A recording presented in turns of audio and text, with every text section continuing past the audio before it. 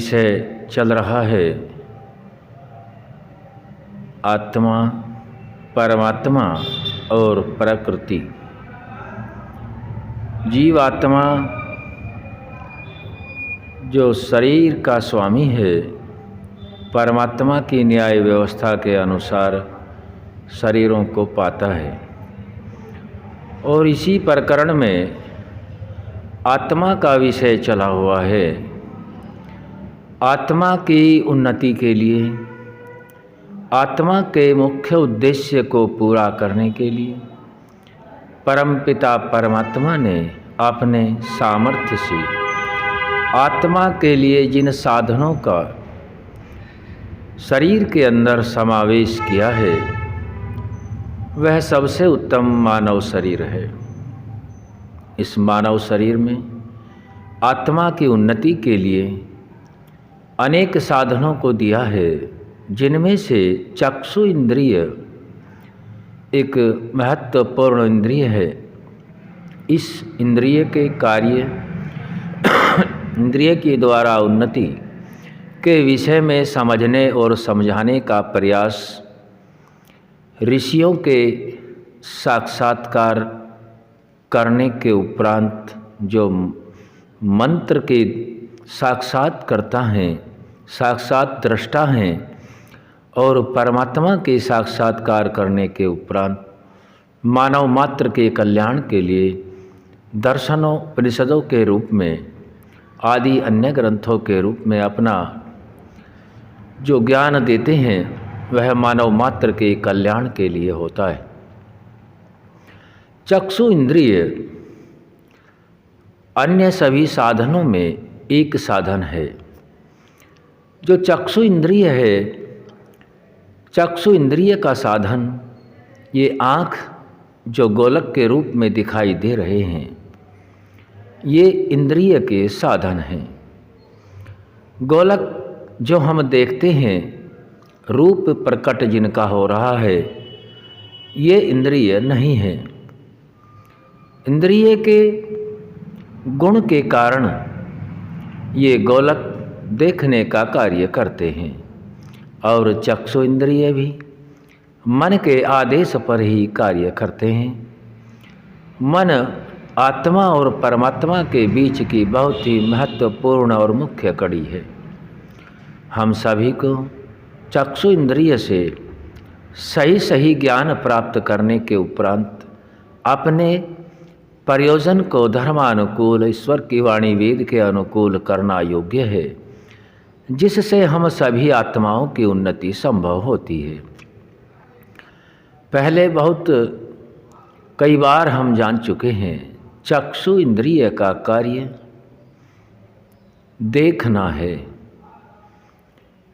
चक्षु इंद्रिय को मन के आदेश से आँखों के गोलक के द्वारा जो भी दृश्यमान होता है, वह दृश्यमान होने के उपरांत भी और होने से पूर्व भी, जब तक कार्य हम नहीं करते हैं, जब तक चक्षु इंद्रिय तक वह संस्कार आने के समय के जो बीच का समय है, वह कार्य मन में हो चुका होता है और मन के आदेश से चक्षु इंद्रिय सक्रिय होता है।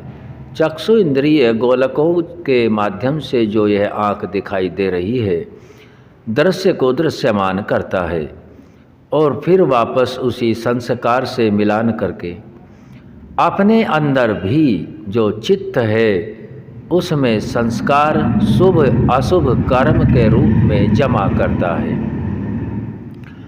देखने का कार्य तो सार्थक हो जाता है, चक्षु इंद्रिय का कार्य भी सार्थक हो जाता है, मन का कार्य भी सार्थक हो जाता है। इन सब से आगे की कड़ी में जो सबसे महत्वपूर्ण सार्थक संस्कार के रूप में जमा होता है, वह देखना शुभ भी होता है और अशुभ भी होता है, पाप भी बनता है, पुण्य भी बनता है, दुख के भागीदार भी बनते हैं सब आत्माएं और सुख के भागीदार भी आत्माएं बनते हैं। जैसे जैसे दृश्यमान होगा, वैसा वैसा ही चित्त में संस्कार जमा होगा और उन्हीं संस्कारों के साथ अन्य जो साधना है उन साधनों से जो भी संस्कार जमा होंगे, ठीक वैसे ही चक्षु इंद्रिय के द्वारा किए गए कर्म के बाद भी वह संस्कार जमा होंगे और उन जमा संस्कारों के आधार पर आत्मा परमात्मा की व्यवस्था से शरीरों को प्राप्त करेगा या फिर मोक्ष को प्राप्त करेगा। हम सभी शास्त्रों के माध्यम से यह ज्ञान प्राप्त करने के लिए प्रयासरत हैं। सभी आत्माओं का मुख्य विषय ज्ञान प्राप्त करना है, क्योंकि आत्मा का गुण ज्ञान भी है।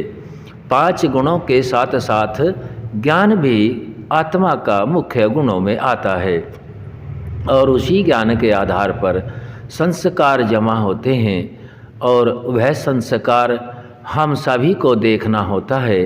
कहीं यह संस्कार अहिंसा से जुड़े हुए नहीं होने चाहिए। यह संस्कार तो पूर्ण रूप से सत्य के आधार पर ही जमा होने चाहिए। हम सभी जो चक्षु इंद्रिय से कार्य लेते हैं तो यह संस्कार हमें यह भी देखना होता है कि हमें किसी का द्रव्य पदार्थ ज्ञान आदि किसी निकृष्ट कर्म से चोरी आदि के द्वारा प्राप्त नहीं करना है।